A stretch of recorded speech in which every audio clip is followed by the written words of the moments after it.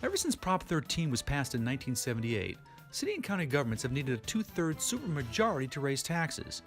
And tax measures for a specific purpose, like public safety, parks, libraries, or zoos, could only be put before the voters during a general election. A recent California Supreme Court decision, however, may have changed the rules of the game, at least when it comes to special taxes.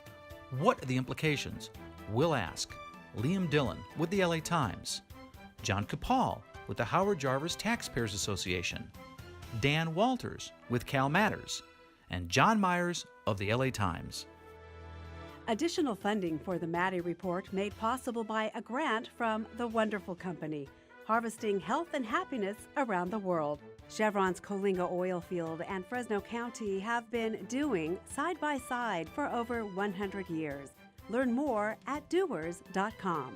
From the California Channel at the State Capitol and the Maddy Institute, it's the Maddy Report with Executive Director of the Maddy Institute, Mark Keppler. Welcome. To some, Prop 13, passed in 1978, not only protected California homeowners from ever-increasing property taxes, it also protected California taxpayers from the drip, drip, drip of new taxes. To others, however, it's hamstrung the ability of local governments to raise money to address problems. Recently, a California Supreme Court decision has folks on both sides wondering if the fiscal landscape has changed. Our guest is Liam Dillon with the Los Angeles Times, been following this decision. Welcome to the Maddy Report. Thank you for having me. So let's set the stage. Prop 13 in 78 and a progeny of other props that have propped up Prop 13, right? Sure. Can you briefly explain kind of the anti-tax measures that have followed Prop 13? Yeah, so it's sort of been this kind of cat and mouse game ever since Prop 13 got Always looking passed. for an angle. Exactly. So you have cities saying we want more revenue, and anti-tax measures keep coming and say, well, maybe you shouldn't get it. And so there's been this played out a lot in the courts and on ballot initiatives over really the 80s and much of the 90s. And so what happened is there was try to make a distinction between taxes, which are sort of general purpose sales tax, right, property tax, and then fees, which is, oh, here's a service, you should pay for it. And so that everyone's gotten kind of more creative with that. And this back and forth in the courts and everything kind of came to a head in the mid-90s with Prop 218, which sort of definitively said, if you're a local government trying to raise money, right, well, we thought, right, if you're a local government trying to raise money in a general way, so higher taxes for your general fund, right, that would take a majority vote. But if you want to do it for a particular purpose, so these special taxes. Exactly. So to fund fire and police or to fund road repairs, that's what takes a two-thirds. Okay. Yeah. And I think I was reading that the reason why they did that was they figured it was harder, the anti-tax groups figured it was harder to pass a general tax, so they could go with the lower threshold, but the special tax might get more support, so they wanted to raise the threshold on that. Exactly. So let's talk about the recent Supreme Court ruling that has local governments hopeful and anti-tax advocates up in arms. Yeah. Can you tell us a little bit about the case? What was the issue before the court? What did the court rule? So it was really interesting because the case on its face really had nothing to do with this sort of tax question. It was about a fee for cannabis dispensaries in Upland in San Bernardino County. And so people that proposed this sort of fee said, we're going to pay $75,000 so you can regulate us, and you need to put that on the ballot. And the city came back and said, that's too much money, that's a tax, and so we're going to treat you differently. So it was a little more money than they actually needed to take care of the problem. That went into the general fund, therefore it became a general tax. That was the argument of the city. And so the cannabis backers sued and said, no, we should be treated like a fee, and that sort of started this chain of events where we came to a point where there was a question of whether something on the ballot proposed by an outside group should be treated differently than something put on the ballot proposed by elected officials. Okay, so that leads us kind of the question of what are the implications of this decision? For example, when cities or municipalities want to go out for bond measures, they usually support those with special taxes. So does that mean if a citizen or a special interest group now proposes a special tax, it doesn't need a two-thirds supermajority to pass? It just needs a simple majority? Right. So what the court said something very clear, but the implications of what that was is very muddy. So the very clear thing the court said is taxes proposed by outside groups should be treated differently than taxes proposed by elected officials, and that's because we sort of jealously guard, in the language of the court, the people's power to change policy, and that sort of trumps everything else. And so they made that very clear distinction. So what that means, though, it's unclear for whether this 2/3 threshold for local taxes proposed by initiative changes or not. We still don't know. So we had a clear ruling. These things are different, but the implications of that are still muddy. So what's the consensus then in terms of how far-reaching this ruling is going to be? I think because the decision is kind of muddy on that point, whether this sort of threshold changes,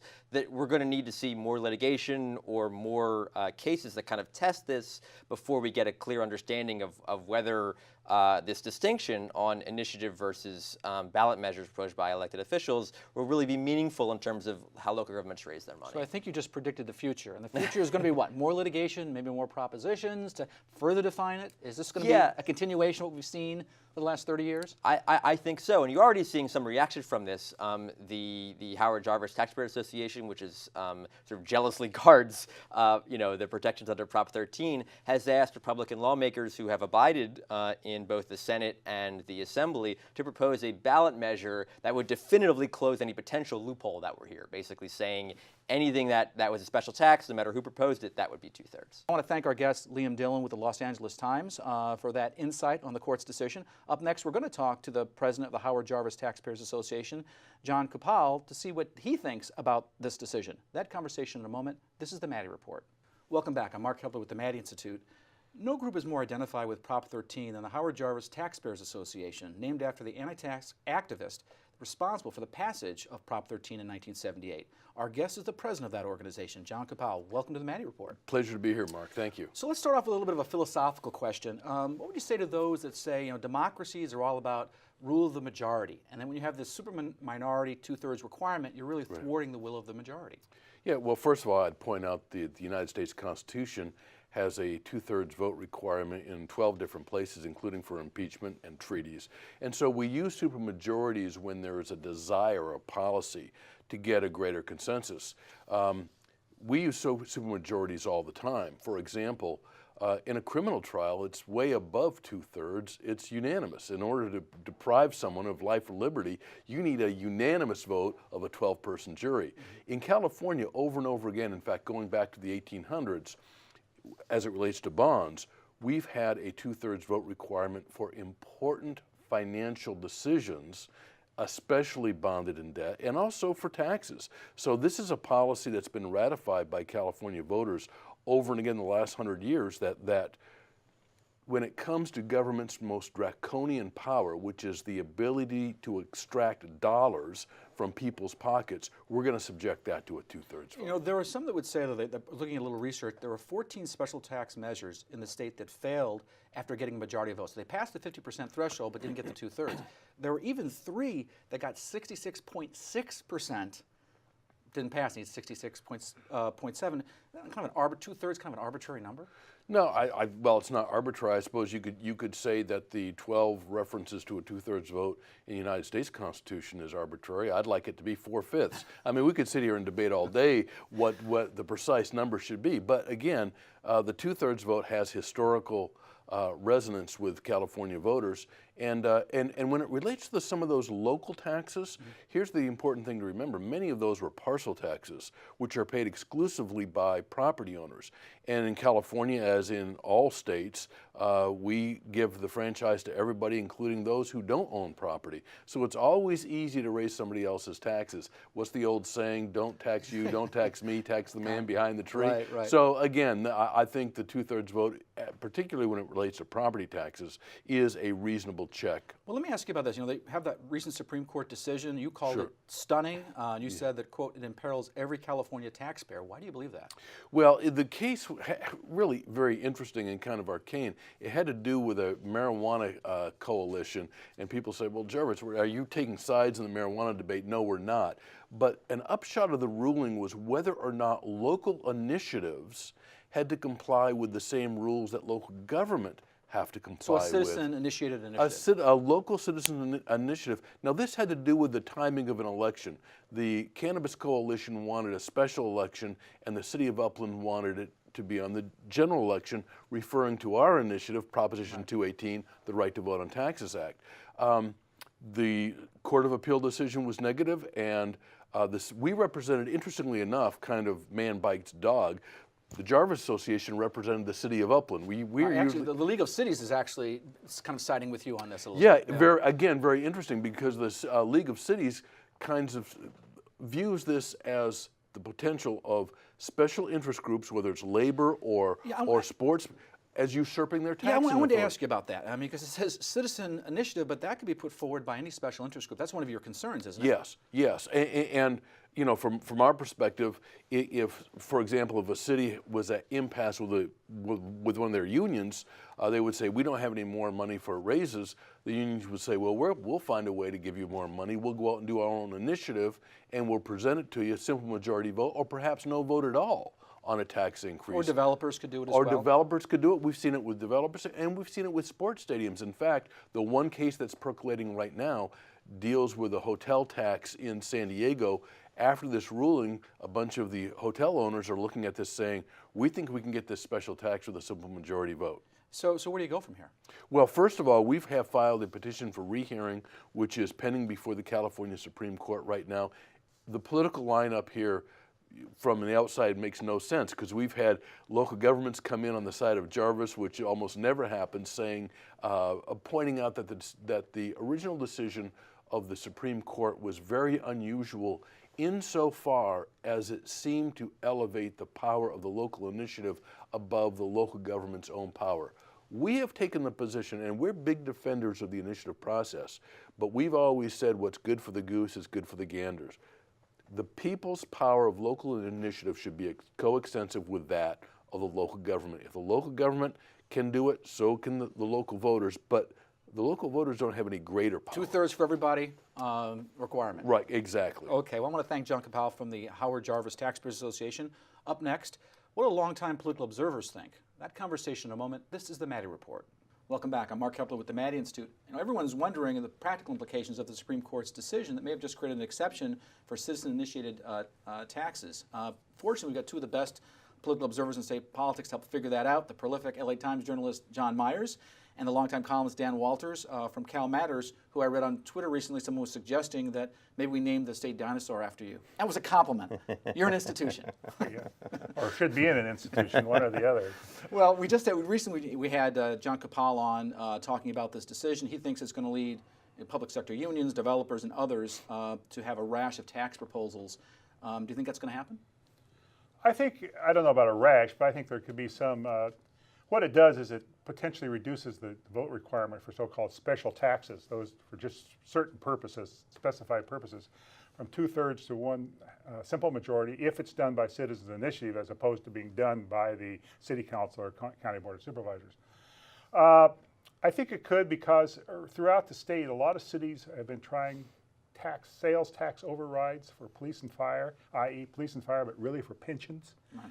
And a lot of them have failed. That's the big hole. A lot of them have failed. And this is an easy way out to reduce that vote requirement. So I could see police and fire unions using this to try to get more money to pay for their pension costs, basically. A public safety initiative coming to a town near you. Let me ask you, John, about what the League of Cities is doing, which I found really interesting. The California League of Cities, the fiscal policy advisor, stated he didn't like this idea. He said it's going to fragment and ossify budgets and put other groups that don't have guaranteed sources of funding more at risk during economic downturns. So it looks like we have a very strange situation of political bedfellows with the League of Cities and the Howard Jarvis Taxpayers Association. What's up with that? I don't know. I would subscribe that this might be a one-time kind of aligning of those planets. I mean, I think if you look in a lot of entities in government, local government, state government, the people who interact with them, they don't like uncertainty. I mean, you hear that from the business community a lot, right? And so you've left local government in this uncertainty about which avenue gets you revenue in different places. I think it's important to say two other things about this topic, Mark. The first one is no one is sure whether it sets a precedent beyond this case up from the little community of Upland, where it was all about medical marijuana and taxes and the setup there. And the second one is I think voters are often confused in the state that statewide ballot measures for taxes are a simple majority. I hear this all the time as a reporter. Well, is that a 2/3 vote to pass Prop whatever on the statewide ballot? No. But on the local level, we have had this unusual system that has raised voter confusion and now has a bit of a legal uncertainty to it. So yeah, they're concerned, but I don't know that you've got people who are going to be simpatico after this on everything. Let me ask you this, Dan, about election day shopping. You're looking for the right time to put the initiative on the ballot. That happens already. Is it going to happen even more as a result of this decision? I think if this thing does result in a flurry of, maybe not a rash, but a flurry of local ballot measures for new taxes, there will be some election shopping. Does it work better if there's a high turnout general election or a low turnout special election or a low turnout primary election? It depends on the circumstance. Depends on what you're proposing, depends on who's proposing it, and depends on the tenor of that particular community at that particular time. You know, in some ways I could see it might really help public sector unions because they can get the vote out in special elections, right? And so if it's a police, a public safety kind of issue, they'll get their people out to vote. Well, yeah, but also in low turnout elections, they tend to be more conservative voters. Right, so yeah, there is that dynamic. Well, I think the key part here is how big is the jurisdiction you're talking about, right? The larger the city, the county, the harder it is to kind of get your electorate by bringing those people out. To your part, Mark, you get a smaller one, maybe so. Yeah. Let me ask this, John. Litigation, it seems like it's been following Prop 13 and its progeny. Everything about government has litigation, yeah. Okay. Right. So it's like death and taxes, litigation over Prop 13 and all this stuff. We're just going to see more litigation?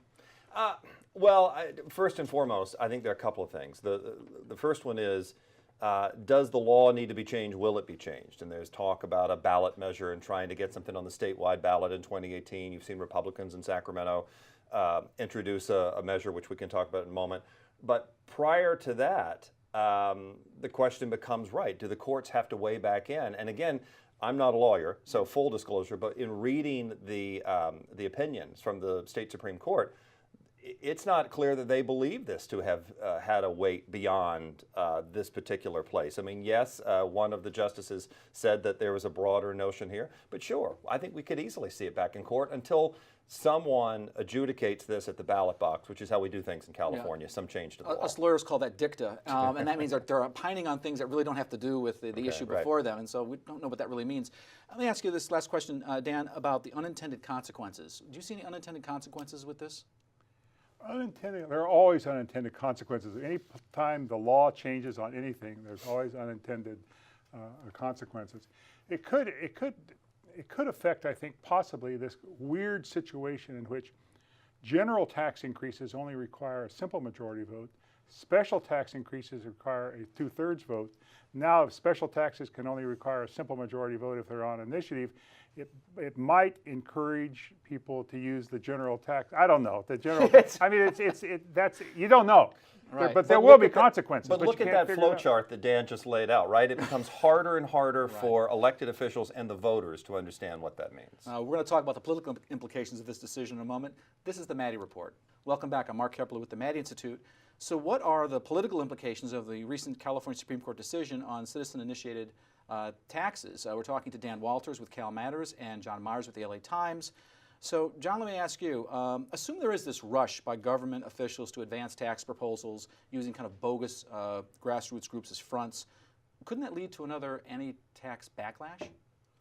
Maybe, but let me just poke a hole in the premise of that just a little bit, which is, yes, I think the critics of this ruling say, right, we'll have these kind of Trojan horse efforts to pass taxes. But maybe, just maybe, other side of the coin, you have local officials sitting down with some of local groups and talking about the best way to do stuff and having buy-in to get tax measures that way. I mean, it could be, I think the point is it could, if it's broad enough, and we've already said that we don't know if it's broad enough, it could lead to a different discussion about taxation and services on the local level. I think everybody would think that's a good. I do think that the critics of this worry it's a way to kind of sneak something in there, but maybe not. We have to also remember, Mark, that this is not going to affect property taxes.